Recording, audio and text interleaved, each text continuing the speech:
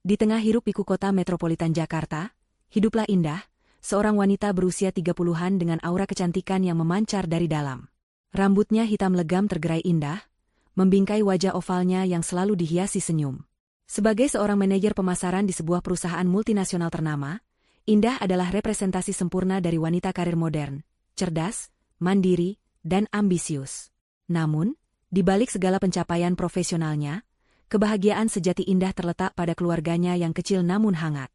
Indah adalah istri dari Bram, seorang pelaut tampan bertubuh atletis dengan kulit sawo matang yang eksotis, hasil dari petualangannya melintasi samudra.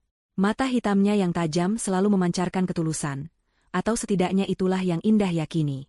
Bram adalah cinta pertama Indah, pria yang telah mengisi hatinya sejak masa kuliah, pria yang selalu ia impikan untuk menjadi ayah dari anak-anaknya. Mereka menikah 8 tahun lalu dalam sebuah upacara sederhana namun penuh cinta, dan sejak itu, hidup mereka terasa seperti dongeng yang menjadi nyata. Buah hati cinta mereka adalah Putri, seorang gadis kecil berusia 5 tahun dengan rambut sebahu yang bergelombang dan mata bulat besar yang diwarisi dari sang ibu.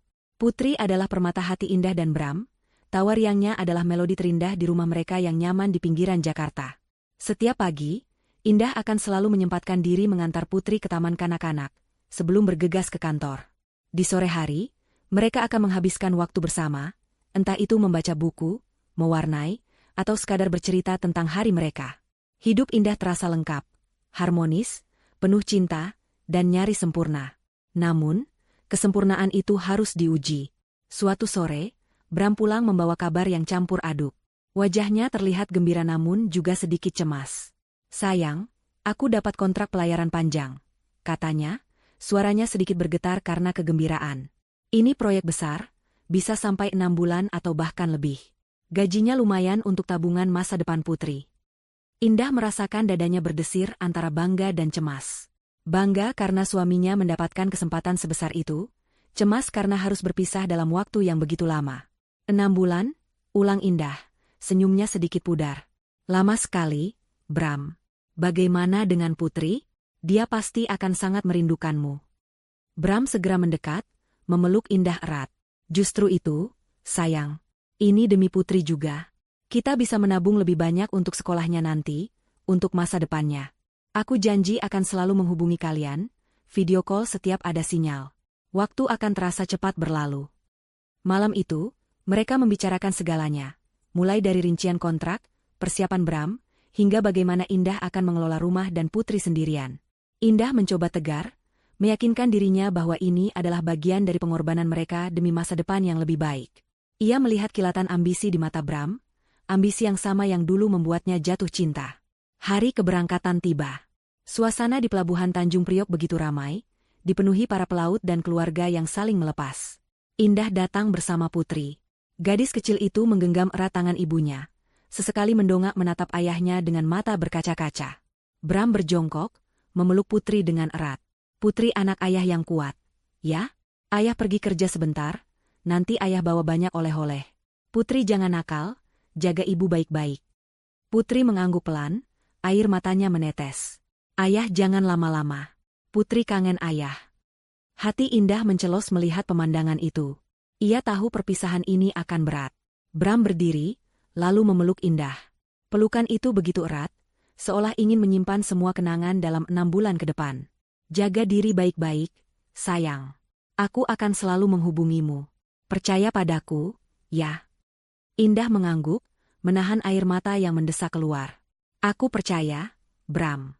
Hati-hati di jalan. Kami akan menunggumu pulang." Bram mencium kening Indah dan Putri untuk terakhir kalinya, lalu melambaikan tangan saat ia berjalan menuju kapal besar yang akan membawanya berlayar.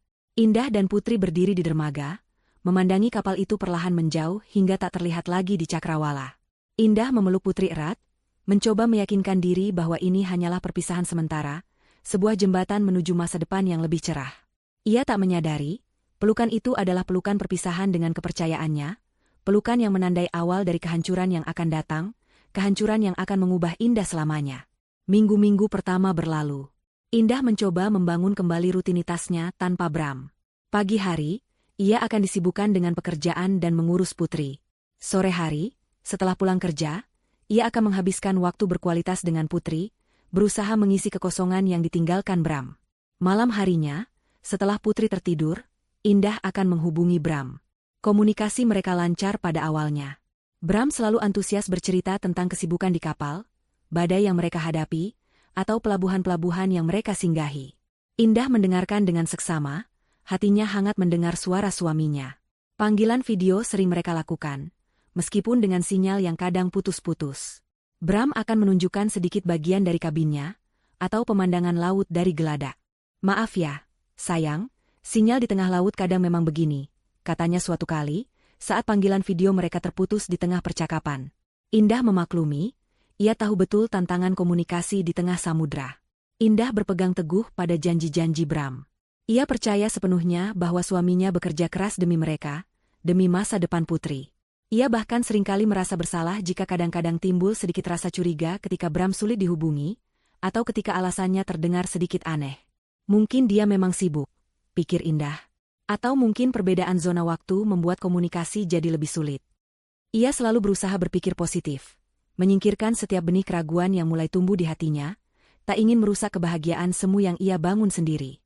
Ia adalah Indah, wanita kuat yang percaya pada cinta dan kesetiaan, dan ia akan mempertahankan keyakinan itu, sampai ada sesuatu yang meruntuhkannya dengan paksa. Waktu terus berjalan.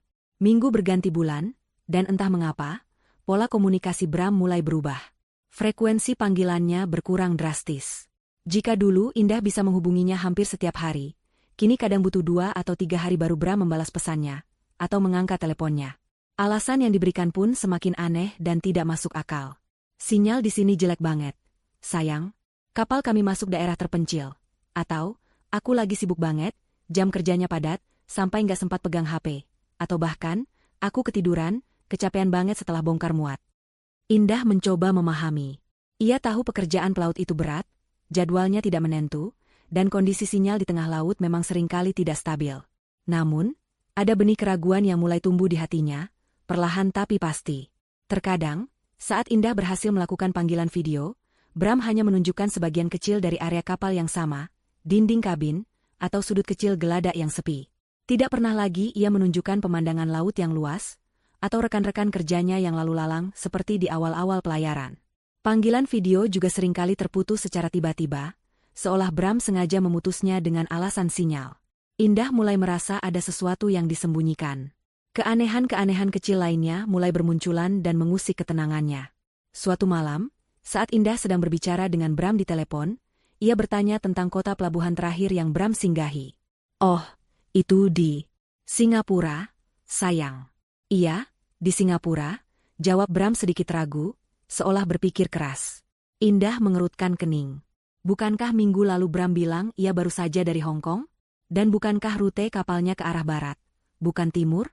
Indah berusaha mengusir pikiran buruk itu. Mungkin dia salah ingat, atau aku yang salah dengar, pikirnya. Keanehan lain terjadi ketika suatu kali, dalam panggilan telepon malam hari, Indah mendengar suara aneh di latar belakang telepon Bram.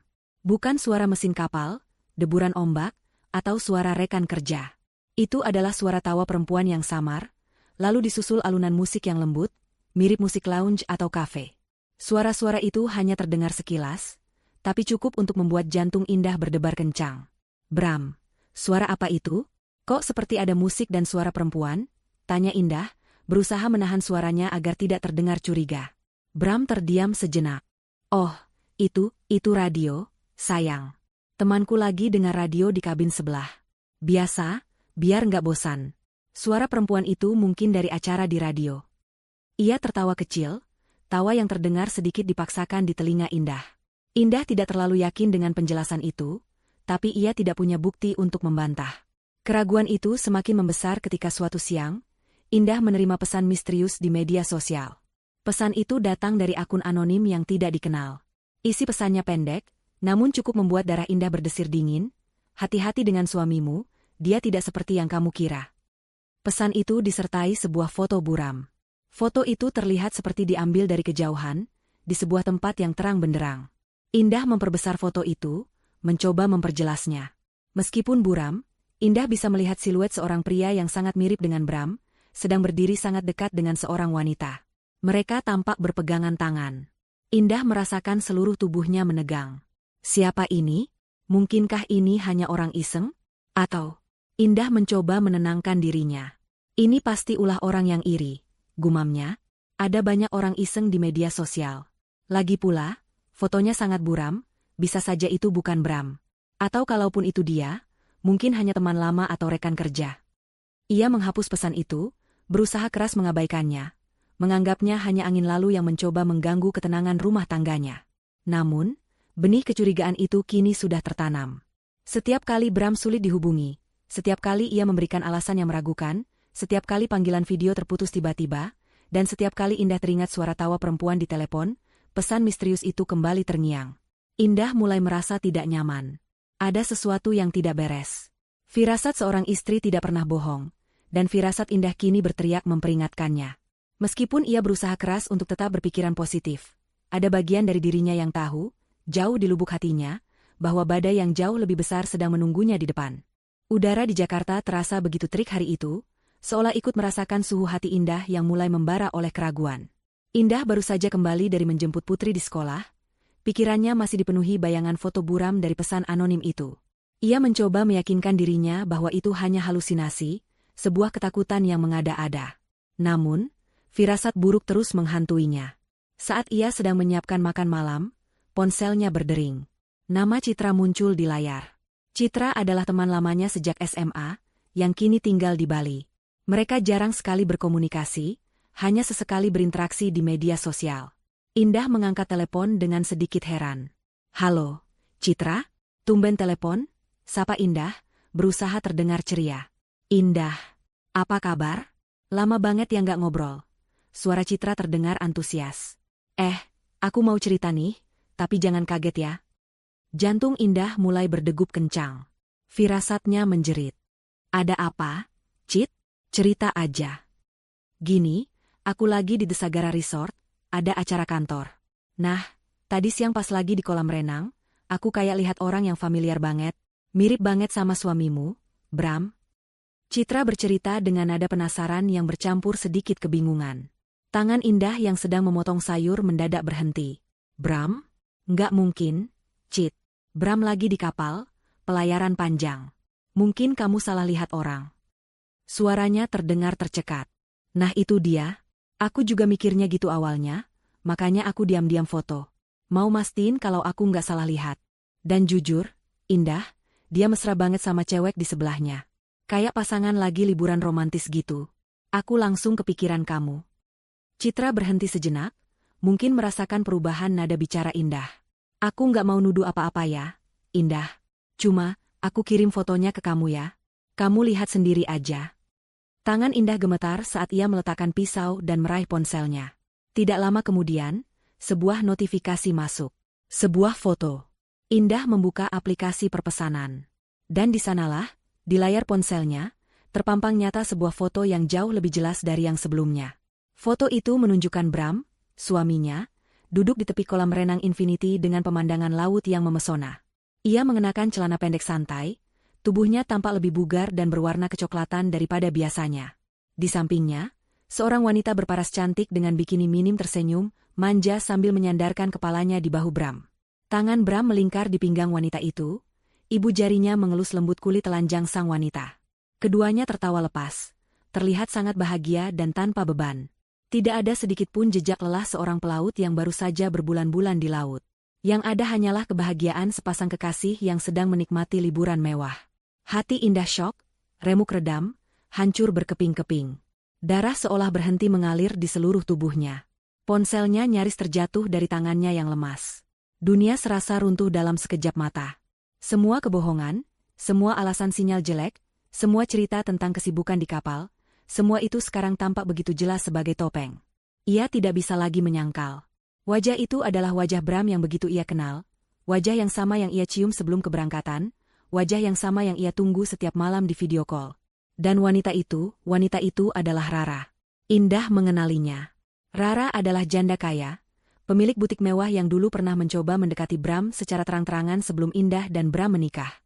Indah bahkan pernah memergoki Rara mencoba mengirimkan pesan genit pada Bram, namun Bram selalu meyakinkan Indah bahwa Rara hanyalah teman biasa, dan ia tidak menanggapi. Indah mempercayainya saat itu.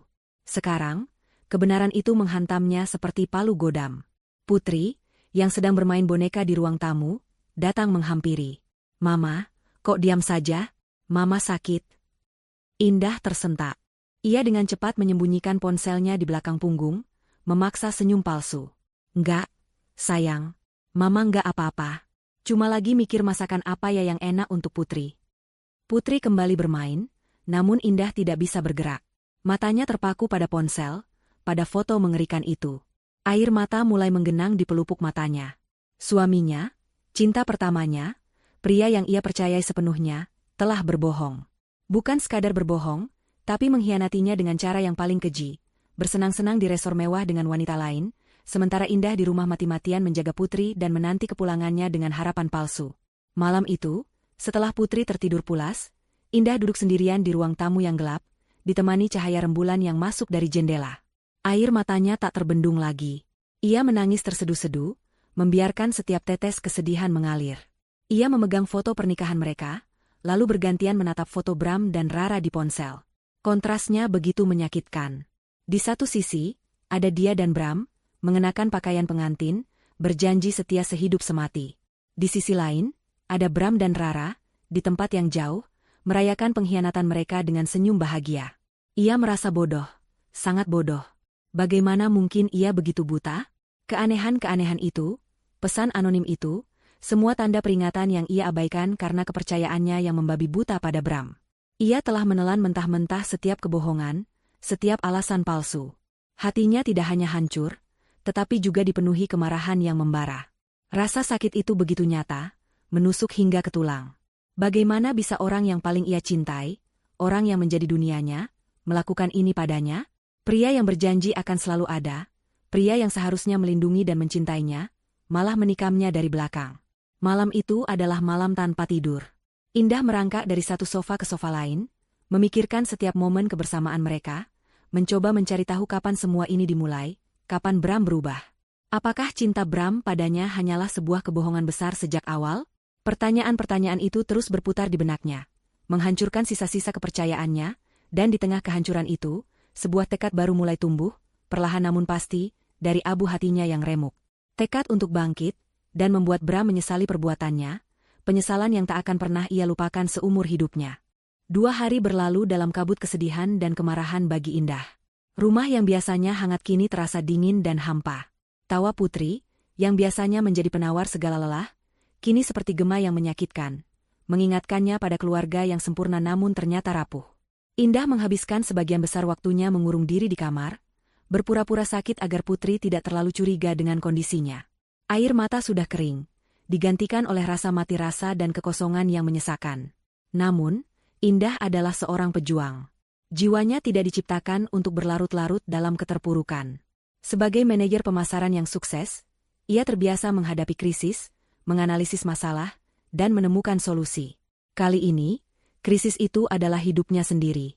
Di penghujung malam kedua, saat Putri sudah terlelap, Indah bangkit dari tempat tidur.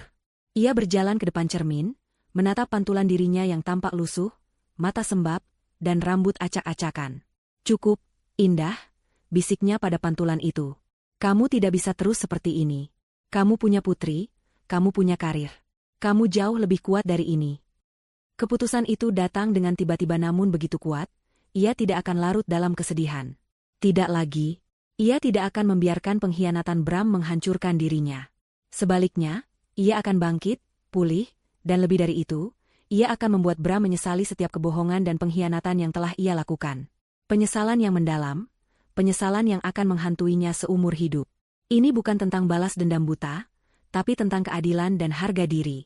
Pagi harinya, Indah memulai lembaran baru. Ia mandi, merias diri, dan memilih pakaian kerjanya yang paling rapi.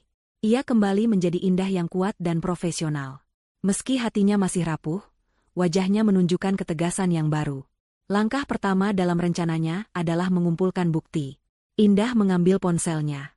Pesan dari Citra dengan foto Bram dan Rara di Bali itu adalah permulaan. Ia menyimpannya dengan hati-hati. Kemudian, ia membuka kembali pesan anonim yang dulu ia abaikan. Foto buram itu kini tampak jauh lebih relevan. Ia mencari tahu nama resor di foto Citra, mencoba melihat apakah ada postingan publik atau tagar yang terkait dengan Bram atau Rara di sana. Ia memeriksa akun media sosial Rara, mencari petunjuk apapun, foto perjalanan, check-in, atau interaksi dengan Bram yang mungkin tidak sengaja terekspos. Indah juga memeriksa riwayat panggilan dan pesan Bram. Ia tahu semua alasan yang diberikan Bram, sinyal jelek, sibuk, kecapean, kini terdengar seperti kebohongan belaka. Ia mencoba mengingat setiap detail percakapan mereka, setiap keanehan, setiap suara latar yang janggal. Ia bahkan menelusuri ulang jejak digital Bram, meskipun ia tahu Bram cukup cerdik menyembunyikannya. Setiap potongan kecil informasi itu ia simpan, di-screenshot, dicatat, disusun rapi dalam sebuah folder di laptopnya. Bukti-bukti ini akan menjadi senjata utamanya. Namun, Indah tahu ia tidak bisa melakukan semua ini sendirian. Ia butuh bantuan profesional, seseorang yang cerdas dan bisa dipercaya. Nama Dewi langsung terlintas di benaknya. Dewi adalah sahabatnya sejak masa kuliah, yang kini telah menjadi pengacara muda yang cerdas dan sangat berkompeten, dengan spesialisasi hukum keluarga dan korporat. Dewi adalah orang yang paling tepat. Siang itu, di tengah jam makan siang, Indah menelepon Dewi. Suaranya terdengar tegar, namun Dewi, yang mengenal Indah luar dalam, bisa merasakan getaran kesedihan yang masih tersembunyi. "Dewu, bisa ketemu nanti malam?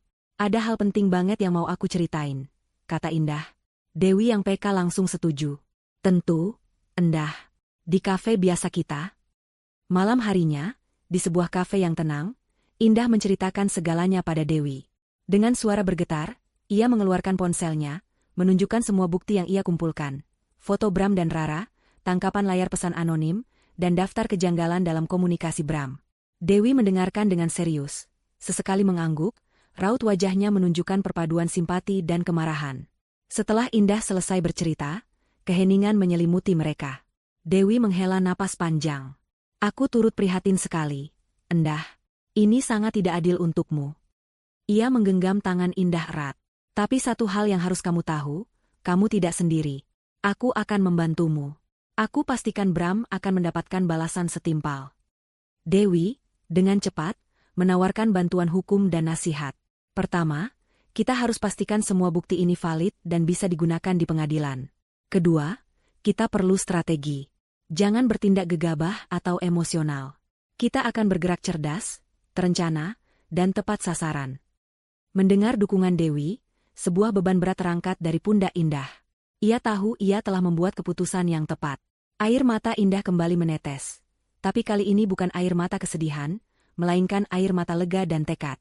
Ia punya sahabat yang mendukungnya, ia punya tujuan yang jelas. "Terima kasih banyak, Dewi," ucap Indah tulus. "Aku nggak tahu harus gimana kalau nggak ada kamu." "Sudah kewajibanku sebagai sahabat," jawab Dewi sambil tersenyum tipis. "Sekarang, berikan semua yang kamu punya padaku. Kita akan mulai menyusun rencana detailnya. Ini akan menjadi pertarungan panjang, Indah, tapi aku jamin kamu akan menang." Indah mengangguk, mengusap sisa air mata di pipinya. Api semangat kini menyala terang di matanya. Ia tidak lagi melihat dirinya sebagai korban. Ia adalah Indah, wanita yang dicurangi, namun ia akan bangkit dan menunjukkan kepada dunia, terutama kepada Bram dan Rara, bahwa pengkhianatan tidak akan pernah dibiarkan menang. Permainan baru saja dimulai, dan Indah siap menjadi pemain utama. Tekad Indah untuk bangkit dan membalas pengkhianatan Bram bukanlah sekadar emosi sesaat. Itu adalah api yang membakar di dalam dirinya, memberinya kekuatan dan fokus. Dengan Dewi di sisinya, Indah merasa tidak lagi sendirian dalam pertempuran ini. Mereka berdua duduk di kantor Dewi yang modern, dikelilingi tumpukan buku hukum dan aroma kopi. Peta pikiran di papan tulis putih Dewi dipenuhi dengan panah dan catatan, merinci setiap langkah strategi mereka. "Oke, Indah," Dewi memulai, mengenakan kacamata bacanya yang elegan. "Kita tidak akan hanya mengejar Bram. Kita akan menyerang akar masalahnya. Artinya, kita juga harus menguliti Rara." Indah mengangguk tegas. Rasa sakit akibat pengkhianatan Bram kini bercampur dengan kemarahan pada Rara, wanita yang dengan berani menghancurkan rumah tangganya. "Aku setuju, Dew. Aku ingin mereka berdua merasakan konsekuensinya." Investigasi mendalam pun dimulai. Dewi, dengan jaringannya yang luas dan kemampuannya melacak jejak digital, mulai menyelidiki lebih jauh tentang Rara. Mereka melacak jejak digital Rara melalui berbagai platform, mulai dari media sosial hingga berita-berita bisnis lokal. Tujuan mereka adalah mencari tahu tentang bisnisnya, aset-asetnya, dan terutama, kelemahannya. Rara ini janda kaya, pemilik butik mewah, tapi itu kan hanya di permukaan. jelas Dewi, jarinya menunjuk ke arah layar laptop yang menampilkan profil perusahaan Rara. Setiap bisnis pasti punya celah. Endah. Terutama bisnis yang tumbuh terlalu cepat. Kita akan cari tahu sumber kekayaannya, pola transaksinya, dan siapa saja rekan bisnisnya. Dalam beberapa hari, Dewi berhasil mengumpulkan informasi yang cukup mengejutkan. Rara memiliki beberapa properti atas nama perusahaan, namun ada indikasi transaksi keuangan yang mencurigakan. Ada juga rumor tentang masalah pembayaran pajak di masa lalu yang berhasil ditutup-tutupi. Ini bisa jadi titik lemah kita, gumam Dewi, matanya menyala. Pajak adalah momok bagi banyak pengusaha, terutama yang sedikit nakal. Sementara Dewi fokus pada aspek investigasi dan hukum Rara, Indah mengambil langkah-langkah untuk mengamankan posisinya sendiri. Ia mulai diam-diam mengamankan aset-asetnya. Hal pertama yang ia lakukan adalah memisahkan rekening tabungan pribadinya dari rekening bersama dengan Bram. Ia juga memindahkan sebagian besar tabungan pribadinya ke rekening investasi atas namanya sendiri, memastikan Bram tidak bisa mengaksesnya. Selain itu, ia mulai mencari tahu lebih detail tentang celah hukum terkait kasus perselingkuhan di Indonesia, khususnya dalam hal tuntutan ganti rugi dan hak asuh anak. Kita perlu pastikan hak asuh putri sepenuhnya jatuh ke tanganmu, kata Dewi suatu kali. Dan kita akan menuntut ganti rugi yang pantas atas kerugian moral dan material yang Bram sebabkan. Indah juga mulai mengumpulkan semua dokumen penting. Akta nikah, akta kelahiran putri, sertifikat rumah, surat kendaraan, dan semua dokumen keuangan. Ia membuat salinan digital dan fisik, menyimpannya di tempat aman yang tidak bisa diakses Bram. Bersama Dewi, mereka mulai menyusun strategi pembalasan yang komprehensif. Strategi ini tidak hanya bertujuan untuk menghancurkan Bram dan Rara secara finansial dan sosial, tetapi juga memastikan Indah keluar dari drama ini sebagai wanita yang kuat dan mandiri, dengan hak-haknya terlindungi sepenuhnya. Kita tidak akan menggunakan cara-cara yang emosional atau frontal di awal, tegas Dewi. Kita akan menyerang dari belakang, secara cerdas dan tepat sasaran. Mereka tidak akan menyadari siapa yang menyerang sampai semuanya terlambat. Mereka merancang tahapan serangan. Pertama, mereka akan mulai mengganggu stabilitas finansial Rara, tanpa mengungkapkan keterlibatan Indah. Ini akan menciptakan kepanikan dan mungkin perpecahan antara Bram dan Rara. Kedua, setelah Bram kembali, barulah Indah akan meledakkan bom waktu yang telah ia siapkan, mengungkapkan semua kebohongan Bram di depan matanya. Dan terakhir, mereka akan memastikan reputasi Bram hancur, tidak hanya di mata keluarga dan teman, tetapi juga di lingkup profesionalnya. Indah mendengarkan setiap detail rencana Dewi, mengangguk setuju. Wajahnya yang dulu diliputi kesedihan kini digantikan oleh ekspresi fokus dan tekad baja. Setiap langkah yang mereka susun terasa seperti bidak catur yang diatur dengan presisi. Ini bukan lagi tentang cinta yang hancur, tetapi tentang keadilan yang harus ditegakkan. Mereka pikir mereka bisa bermain-main dengan hati dan masa depanku, batin Indah, menatap peta pikiran di papan tulis. Aku akan tunjukkan pada mereka siapa Indah sebenarnya. Senyum tipis, dingin, dan penuh perhitungan tersungging di bibirnya. Mangsa telah mereka intai, dan kini saatnya memulai permainan. Permainan telah dimulai. Dengan Bram yang masih jauh di laut, dalam ilusi kesetiaan dan kesibukan pelayarannya, dan Rara yang tenggelam dalam kemewahan hasil perselingkuhan, Indah dan Dewi melancarkan pukulan pertama mereka. Ini adalah langkah yang sunyi, tanpa gembar-gembor, namun dirancang untuk menimbulkan riak yang akan berubah menjadi gelombang besar. Dewi, dengan keahliannya di bidang hukum korporat dan jaringan informan yang handal, telah menemukan beberapa kejanggalan dalam laporan keuangan dan transaksi bisnis Rara. Ada dugaan kuat mengenai penggelapan pajak dan praktik keuangan yang kurang transparan dalam beberapa perusahaan Rara, terutama yang terkait dengan impor barang mewah.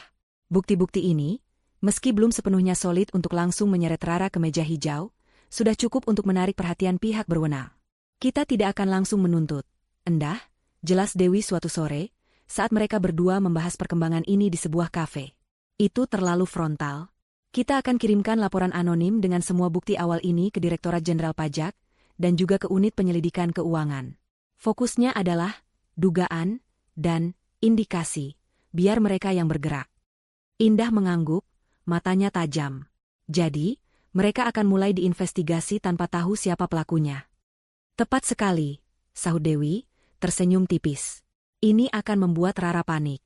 Dia pasti akan berusaha menutupi jejak, dan itu akan menguras energi, waktu, dan tentu saja, uangnya.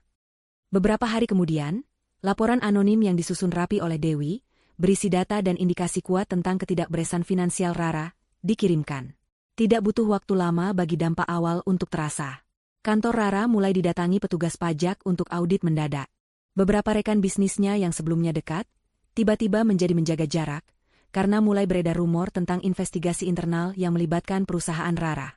Proyek-proyek baru yang sedang Rara garap mendadak tertunda, dan beberapa klien besar mulai mempertanyakan kredibilitasnya. Rara, yang terbiasa hidup dalam kemewahan dan tanpa masalah berarti, merasakan tekanan ini untuk pertama kalinya. Ia mulai sering terlihat gelisah, menelepon orang sana-sini, berusaha mencari tahu siapa yang melaporkannya dan bagaimana cara mengatasi masalah ini. Ia memarahi stafnya, menyalahkan para akuntan, namun tidak pernah menyadari bahwa dalang dibalik semua ini adalah wanita yang suaminya sedang ia rayu. Bram, yang masih bersama Rara di Bali, mulai merasakan dampak kecilnya. Liburan mewah mereka yang awalnya penuh tawa dan kemesraan, mulai diselingi dengan telepon-telepon panik Rara dan raut wajahnya yang tegang. Bram, yang hidupnya terbiasa diatur dan minim masalah, merasa sedikit terganggu dengan kepanikan Rara. Ia bertanya apa yang terjadi, dan Rara hanya menjawab dengan samar tentang masalah bisnis kecil atau audit rutin. Bram percaya begitu saja, tidak menyadari bahwa masalah kecil itu adalah gelombang pertama dari tsunami yang akan menimpanya juga. Indah tetap diam. Ia memantau berita tentang masalah Rara dari jauh, kadang melalui media online, kadang melalui informasi yang disampaikan Dewi. Setiap kali ia melihat raut panik di wajah Rara dalam sebuah liputan singkat acara sosial, atau mendengar Bram mengeluh tentang Rara yang kini sering murung, ada kepuasan kecil yang merayap di hatinya. Ini bukan balas dendam yang merusak, tetapi keadilan yang mulai bekerja. Saat berkomunikasi dengan Bram, Indah tetap berpura-pura tidak tahu apa-apa. Ia bahkan terkadang mengirimkan pesan-pesan manis, menanyakan kabar Bram, dan mengingatkan Bram untuk menjaga kesehatan. Bram, kamu baik-baik saja kan di sana? Jangan lupa makan ya, sayang. Putri kangen sekali sama ayah, tulis Indah suatu kali, dengan emoji hati yang menipu. Bram, yang merasa bersalah namun terlalu terlena dengan kehidupannya bersama Rara, membalas pesan Indah dengan hangat, tanpa sedikit pun curiga. Iya, sayang. Aku baik-baik saja. Kamu juga jaga diri ya. Nanti kalau sudah pulang, kita jalan-jalan sama Putri. Ia tidak tahu bahwa setiap pesan manis dari Indah adalah belati yang diasah, siap untuk menusuk di waktu yang tepat. Indah bahkan sesekali menelepon Bram, dan di salah satu percakapan itu, Bram mengeluh tentang Rara yang kini sedikit stres karena urusan bisnis. Indah hanya menanggapi dengan nada simpati palsu, hatinya dingin membeku. Indah tahu ini baru permulaan. Ia adalah pemburu yang sabar, mengintai mangsanya dari balik bayangan, membiarkan jebakan pertama bekerja, dan menunggu saat yang tepat untuk meledakkan bom waktu yang sesungguhnya. Penyesalan Bram dan Rara akan terasa lebih manis jika mereka hancur, tanpa menyadari tangan siapa yang mengayunkan palu. Bulan-bulan terasa berlalu begitu lambat bagi Indah, namun sekaligus begitu cepat. Setiap hari adalah latihan kesabaran dan akting.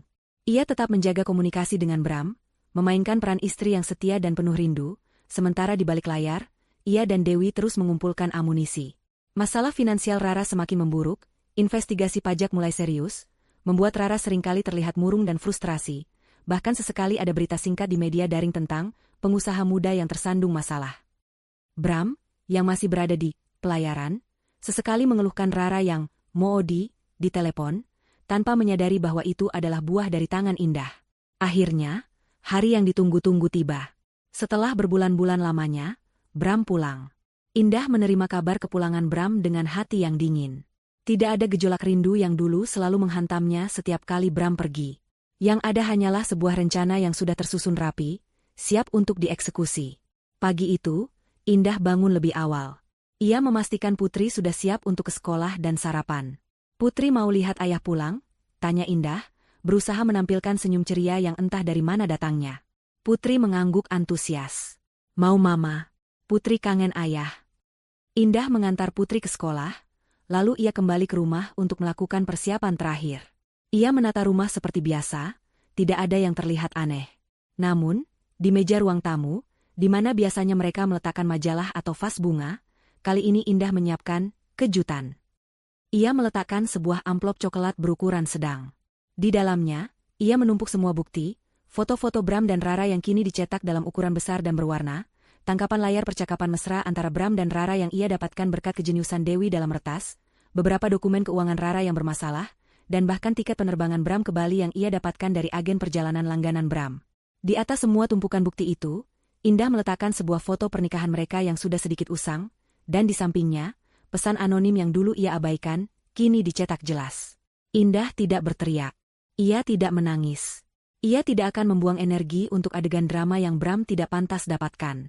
Yang ia inginkan adalah ketenangan yang menghancurkan. Ketegasan yang dingin, menusuk hingga ke jantung. Sore harinya, terdengar suara taksi berhenti di depan rumah. Jantung Indah berdetak lebih cepat, bukan karena gugup, melainkan antisipasi. Ia mendengar langkah kaki Bram mendekat. Pintu terbuka. "Assalamualaikum." Suara Bram terdengar, sedikit serak namun penuh kegembiraan. "Sayang, aku pulang." Indah muncul dari ruang keluarga. Senyumnya begitu dingin, senyum yang tidak dikenali Bram. Senyum yang menyembunyikan badai. Bram, yang sibuk dengan tas dan koper, tidak menyadari keanehan itu. Wajahnya terlihat letih, dengan janggut tipis dan rambut sedikit gondrong, persis seperti pelaut yang baru saja kembali dari perjalanan panjang. "Bram," sapa Indah pelan, suaranya nyaris berbisik. Bram menjatuhkan koper di lantai dan bergegas memeluk Indah. "Sayang, aku kangen banget sama kamu." Ia memeluk Indah erat, mencium keningnya. Indah membiarkan dirinya dipeluk, tidak membalas, tidak menolak. Tubuhnya terasa kaku. Bram menyadari ada yang aneh. "Kamu kenapa, sayang? Sakit?" "Enggak," jawab Indah, lalu menarik diri dari pelukan Bram. Ia menunjuk ke arah meja ruang tamu. "Ada sesuatu yang harus kamu lihat." Bram mengikuti arah pandang Indah. Ia melihat tumpukan amplop coklat di meja. Kerutan di dahinya muncul, bingung. Ia berjalan mendekat, meraih amplop itu, dan mengeluarkan isinya. Reaksi Bram tidak bisa digambarkan dengan kata-kata. Saat tangannya menyentuh tumpukan foto itu, ia langsung mengenali wajahnya sendiri, dan wajah Rara, di tempat yang sangat dikenalnya, kolam renang The Sagara Resort di Bali. Matanya melebar. Wajahnya langsung memucat, darah seolah lenyap dari wajahnya yang tadinya kelelahan. Janggut tipisnya tidak bisa menyembunyikan rahangnya yang mengeras. "Apa-apa ini, Endah?" Suaranya terbata-bata, nyaris tidak terdengar. Tangannya gemetar hebat. Ia tidak percaya apa yang dilihatnya. Indah melangkah maju, tangannya membalik satu persatu foto, memperlihatkan bukti yang lebih jelas. Ada foto-foto Rara yang berpose seksi di kabin yang mirip dengan kabin kapal yang sering Bram tunjukkan di video call, tangkapan layar percakapan vulgar antara Bram dan Rara, bahkan sebuah surat pengajuan cuti Bram dari perusahaannya yang disetujui untuk tujuan liburan pribadi, bukan pelayaran kerja. "Bagaimana?" Suara Indah datar, tanpa emosi. "Kamu mau menyangkal yang mana, Bram? Yang ini? Atau yang ini? Atau yang ini?" Ia menunjuk setiap bukti dengan jari telunjuknya. "Kamu pamit kerja di pelayaran, Bram. Demi masa depan Putri, katamu. Demi kita. Tapi di sini, kamu malah liburan romantis dengan wanita lain. Dengan Rara. Wanita yang pernah kamu bilang cuma teman biasa." Bram menjatuhkan semua bukti itu di meja. Ia mundur beberapa langkah, menabrak sofa di belakangnya. "Endah, ini salah paham. Aku bisa jelaskan." "Jelaskan apa?" potong Indah tajam, namun suaranya tetap terkontrol. "Jelaskan kenapa kamu bisa liburan 6 bulan di Bali, sementara aku di sini mati-matian jaga Putri sendirian, merindukanmu, mempercayai setiap kebohonganmu tentang sinyal jelek dan kesibukan di kapal. Jelaskan kenapa ada foto mesra dengan Rara di resor bintang 5, sementara kamu bilang kamu sedang menembus badai di tengah samudra." Air mata mulai mengalir dari mata Bram, air mata penyesalan dan kepanikan yang terlambat.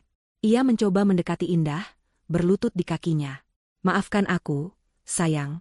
Aku hilaf. Aku janji ini tidak akan terulang. Aku salah, aku sangat menyesal." Ia mencoba meraih tangan Indah, namun Indah menarik tangannya menjauh dengan jijik. "Menyesal?" Indah tertawa hambar. "Penyesalanmu tidak akan mengembalikan kepercayaanku yang sudah kamu hancurkan berkeping-keping, Bram. Penyesalanmu tidak akan menghapus rasa sakit yang kamu torehkan di hati Putri, saat dia merindukan ayahnya yang ternyata sedang bersenang-senang dengan wanita lain. Aku mohon, Indah, demi Putri, jangan begini." Bram mengangkat wajahnya yang kini basah oleh air mata. Matanya memohon. Indah menatapnya dengan pandangan kosong. "Demi Putri? Kamu seharusnya memikirkan Putri sebelum kamu terbang ke Bali. Kamu seharusnya memikirkan Putri sebelum kamu tidur dengan wanita lain. Kamu pikir kamu bisa menipu kami semua, Bram? Aku bisa memperbaikinya. Endah, aku akan putuskan Rara. Aku akan lakukan apapun agar kita kembali seperti dulu. Janji Bram, suaranya putus asa. Terlambat, kata Indah, suaranya dingin seperti es.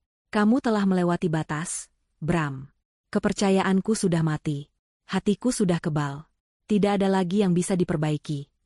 Indah melangkah mundur, mengambil ponselnya. Aku sudah tahu semua yang perlu aku tahu. Aku juga sudah siapkan semua yang perlu kamu tahu. Ia mengabaikan Bram yang masih berlutut dan merangkak di lantai, memohon ampun. Indah melangkah menuju pintu. Mulai sekarang, kita bicara lewat pengacara. Kamu akan mendapatkan surat gugatan cerai sesegera mungkin. Indah meninggalkan Bram yang terkapar di lantai ruang tamu, dikelilingi bukti-bukti pengkhianatannya. Hatinya tidak lagi merasakan sakit yang menusuk, hanya kehampaan dan tekad yang kuat. Bom waktu telah meledak.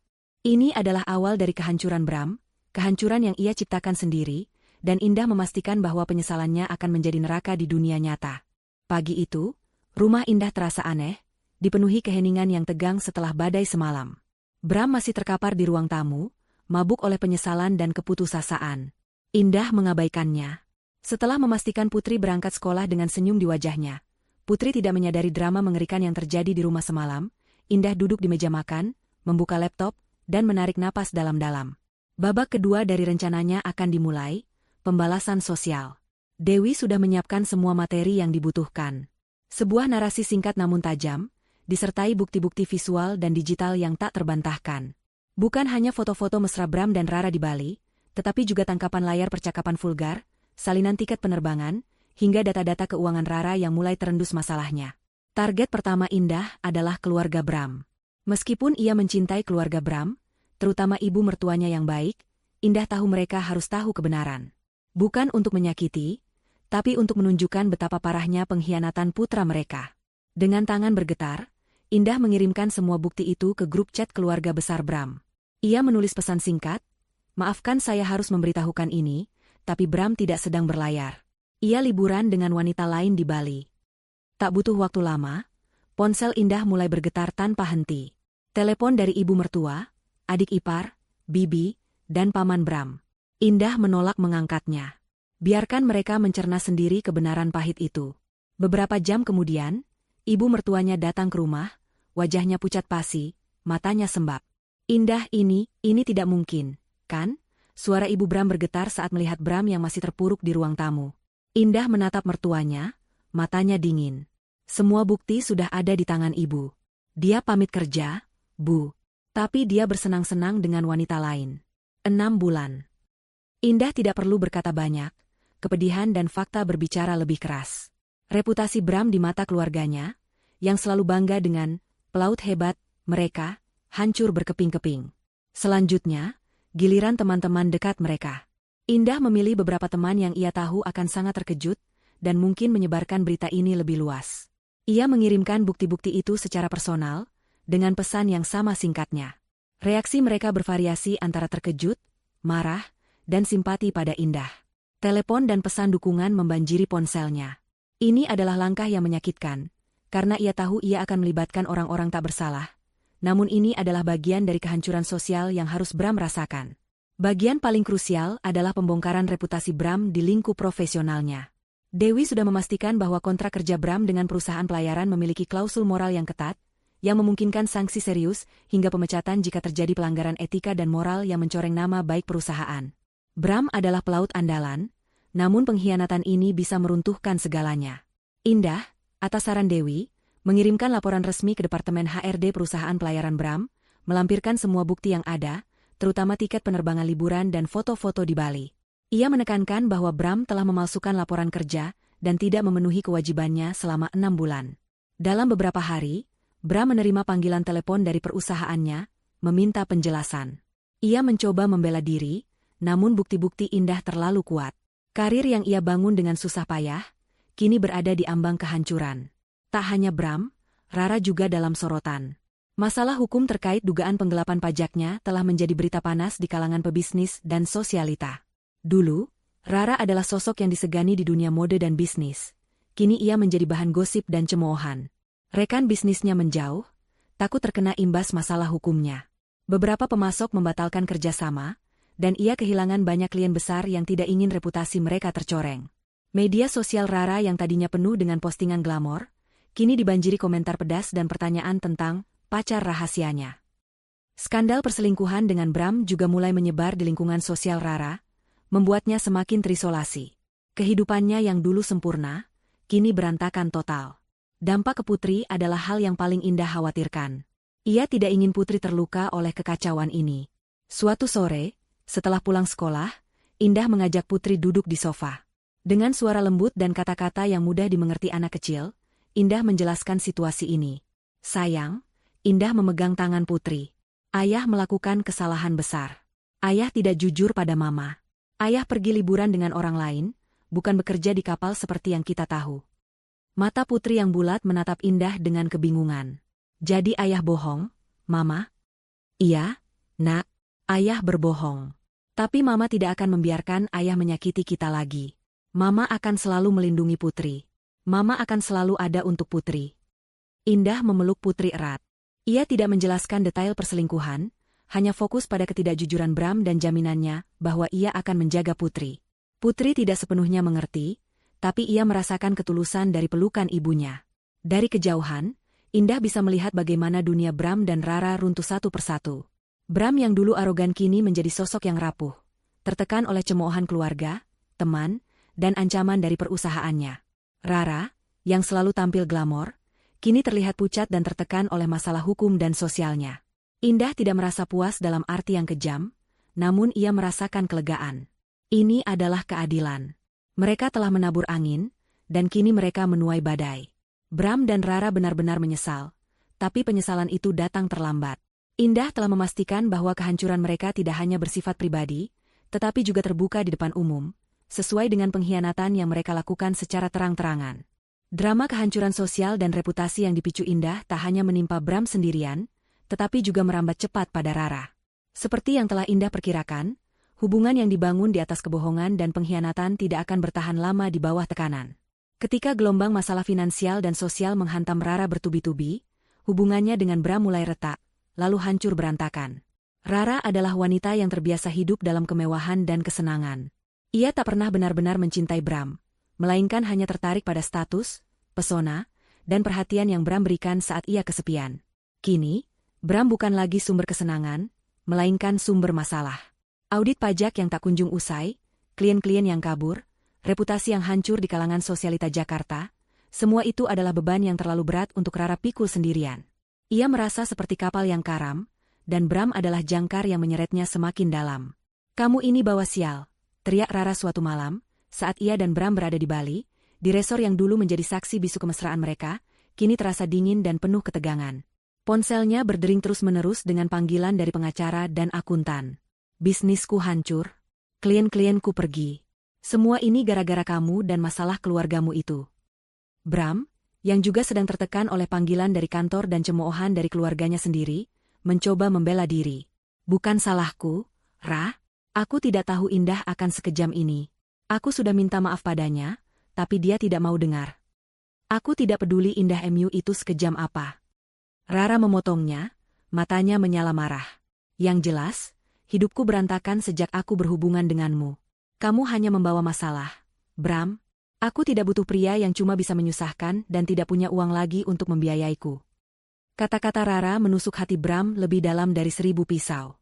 Ia tak menyangka Rara, wanita yang selama ini ia nikmati pesonanya dan kekayaannya, akan begitu tega menghinanya. Ia menyadari betapa dangkalnya hubungan mereka. Rara tidak mencintainya, hanya memanfaatkan dirinya sebagai pelarian dan mainan baru.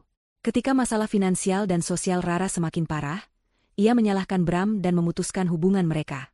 Tidak ada lagi pelukan mesra, tidak ada lagi tawa genit. Yang ada hanya amarah dan tuduhan. "Pergi dari hidupku, Bram. Aku tidak mau berurusan lagi denganmu. Kamu hanyalah beban." Rara mengusir Bram dari villa mewah yang mereka sewa. Ia tidak ingin lagi melihat wajah Bram, pria yang hanya membawa kehancuran dalam hidupnya. Bram terpuruk. Ia kehilangan segalanya dalam waktu singkat. Rara, yang menjadi pelariannya dari kenyataan, kini meninggalkannya begitu saja, tanpa ampun. Reputasinya di mata keluarga dan teman-teman dekatnya hancur lebur. Ibunya tak henti-hentinya menangis dan menyalahkannya. Ayahnya yang biasanya tenang, kini menatapnya dengan kekecewaan yang mendalam.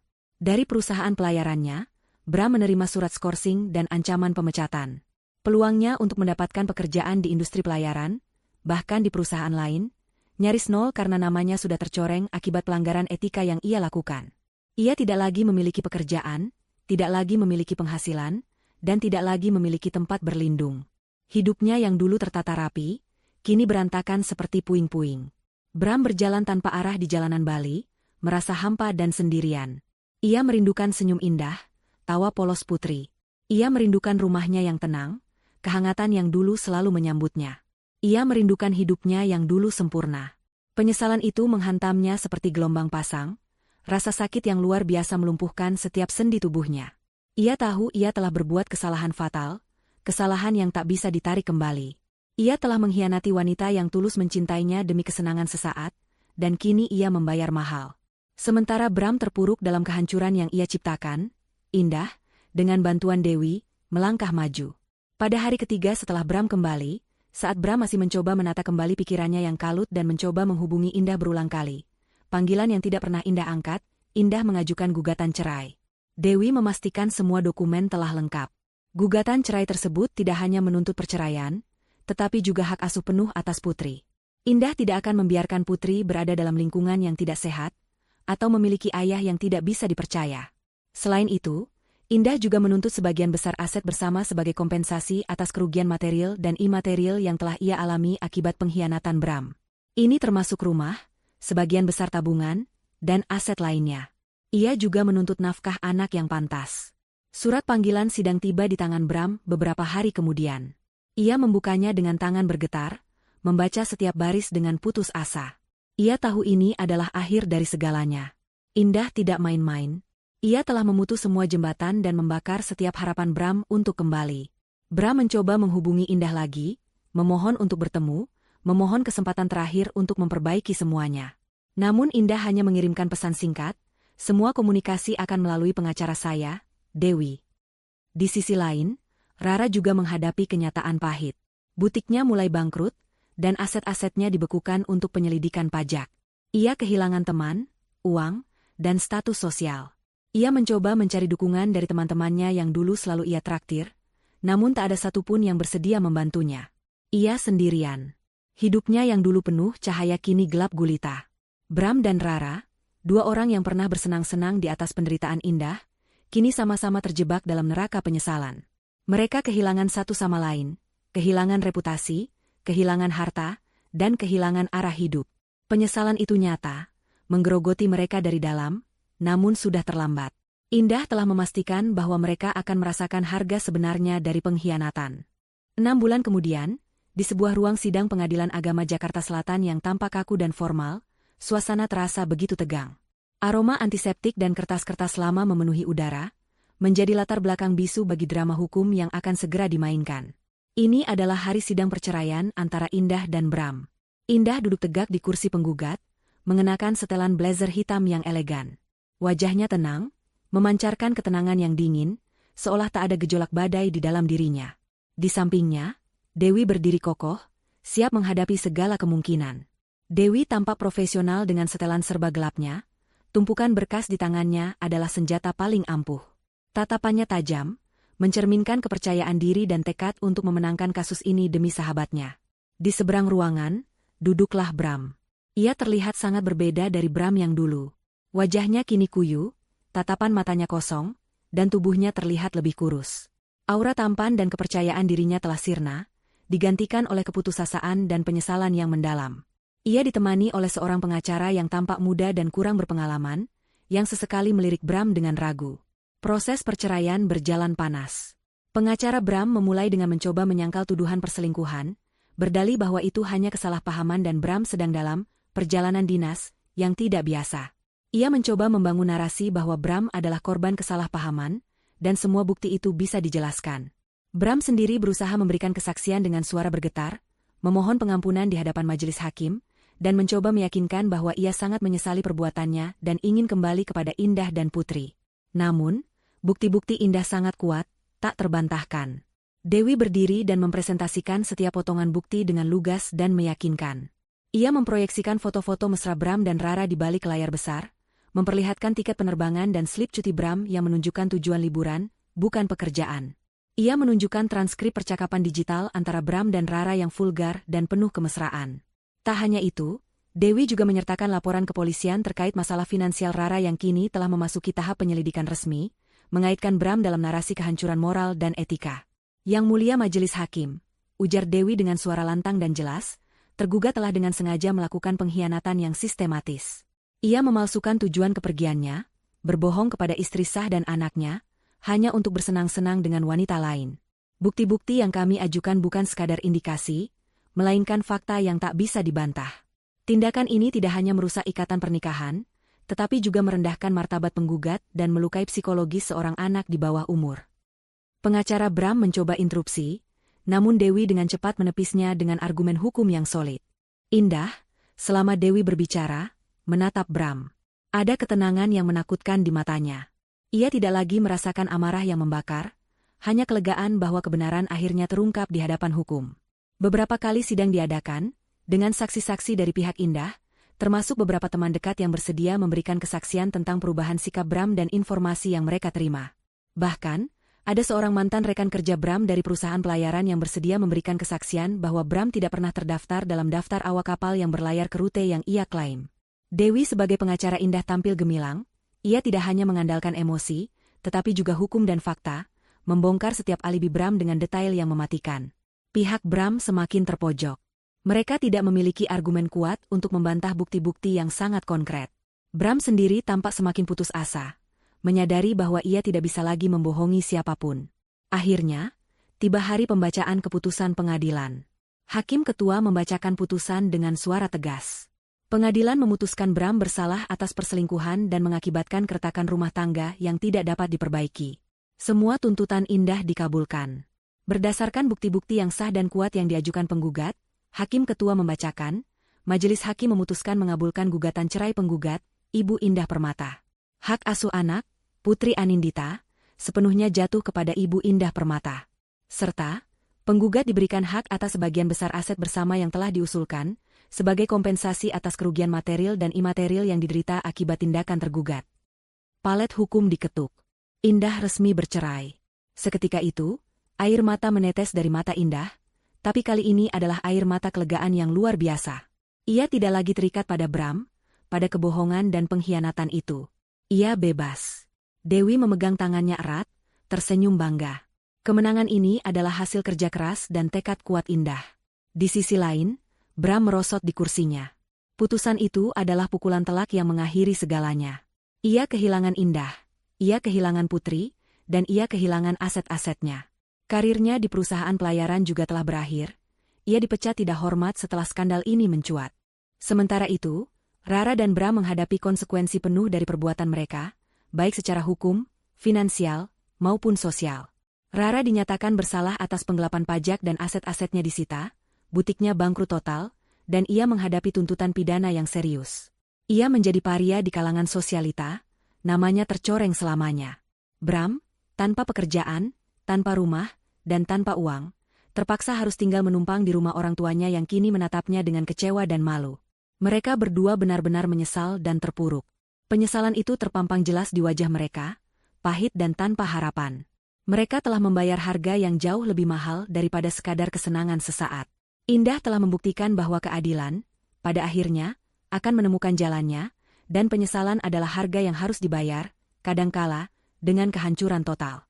1 tahun berlalu sejak palu pengadilan diketuk, mengakhiri babak paling menyakitkan dalam hidup Indah. Rumah yang dulu dipenuhi bayangan pengkhianatan kini terasa lapang, diisi tawa Putri dan energi positif yang dipancarkan Indah. Ia berdiri di depan jendela kamarnya, menatap pemandangan kota Ungaran yang asri di pagi hari, secangkir teh hangat mengepul di tangannya. Senyum tipis terukir di bibirnya, bukan lagi senyum dingin penuh perhitungan, melainkan senyum tulus seorang wanita yang telah menemukan kembali kedamaian. Indah telah bangkit, tidak hanya sebagai korban yang selamat, tetapi sebagai wanita yang lebih kuat, mandiri, dan bijaksana. Perjalanan itu tidak mudah.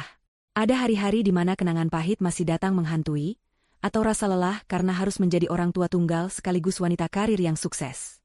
Namun, setiap kali keraguan itu datang, ia akan menatap Putri, permata hatinya, dan mengingat pelajaran berharga yang ia dapatkan. Kekuatan sejati ada pada dirinya sendiri, bukan pada hubungan, bukan pada bergantung pada orang lain.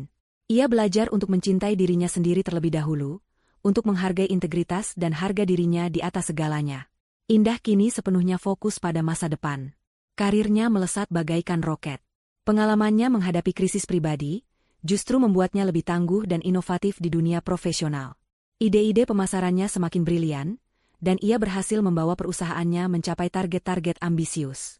Ia menghabiskan sebagian besar waktunya dengan Putri, memastikan gadis kecilnya mendapatkan kasih sayang dan perhatian penuh. Mereka sering menghabiskan akhir pekan bersama, berpetualang ke tempat-tempat baru di sekitar Jawa Tengah, atau sekadar menghabiskan sore di taman. Putri tumbuh menjadi anak yang ceria dan cerdas, memahami bahwa meskipun ayahnya tidak ada, ibunya adalah segalanya baginya. Indah juga belajar untuk membangun kembali kehidupannya secara sosial. Hubungannya dengan Dewi semakin erat. Dewi bukan hanya sahabat tapi juga pilar kekuatannya. Mereka sering bertemu untuk sekadar mengobrol santai, atau berbagi tawa yang dulu sempat hilang.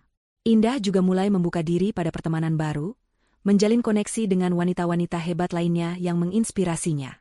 Sementara itu, berita tentang Bram dan Rara sesekali sampai ke telinga Indah, namun kini ia menerimanya tanpa gejolak emosi. Bram, setelah dipecat dari perusahaannya, kesulitan mencari pekerjaan di industri pelayaran. Reputasinya yang hancur membuatnya sulit diterima dimanapun. Ia terpaksa bekerja serabutan, tinggal di rumah orang tuanya, dan menghadapi cemoohan serta penyesalan yang tak berujung. Ia sesekali mencoba menghubungi Putri, mengirimkan hadiah, atau meminta Indah untuk bertemu, namun Indah selalu menjaga jarak dan berkomunikasi hanya melalui perantara. Ia memastikan Putri tahu ayahnya menyayanginya, namun batasan yang jelas telah ditarik. Rara juga menghadapi nasib serupa. Bisnisnya benar-benar bangkrut, aset-asetnya disita, dan ia harus menghadapi proses hukum yang panjang. Ia kehilangan semua kemewahan dan status sosialnya. Hidupnya yang dulu penuh gemerlap kini gelap gulita, diasingkan dari lingkungan yang dulu memujanya. Mereka berdua, Bram dan Rara, benar-benar menyesal dan terpuruk, sebuah konsekuensi nyata dari pengkhianatan yang mereka lakukan. Indah telah membuktikan bahwa pengkhianatan tidak akan pernah menang. Kebenaran dan keadilan akan selalu menemukan jalannya. Ia telah menunjukkan bahwa penyesalan adalah harga yang harus dibayar mahal. Indah tidak lagi hidup dalam bayang-bayang masa lalu.